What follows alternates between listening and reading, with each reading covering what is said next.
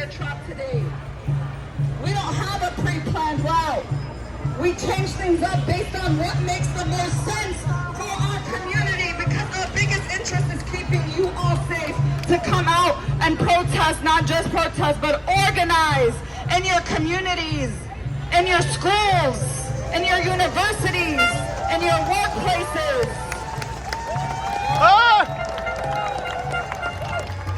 That is the point of mass mobilizations, by showing people that we have people power, that we have numbers, that we have educated people, that we have smart people who know how to take the streets and command the attention of this entire city without falling into demonization, without falling into traps.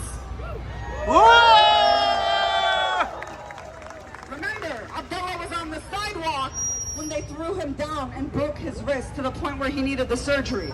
He was on the sidewalk. He was not breaking any law, because when you don't collaborate with the same entities that kill your people, you are hunted down, you are targeted, whether or not you follow the law. So our main interest is keeping our people safe, regardless of what the law says. And that's why we change our path.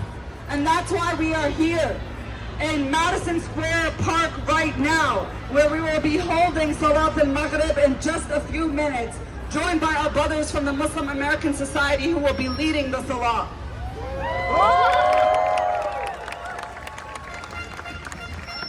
They wanted us to be ashamed, they wanted us to be afraid, they did not want us to utter the date of October 7th. They wanted it to make it seem like protesting on October 7th is like protesting on 9/11. But the two are not comparable. Even the resistance leaders of Palestine and other places in the Middle East denounced 9/11. October 7 was a prison break, and all of the atrocity propaganda that we saw that came out of it was lies. There were no 40 beheaded babies. There were no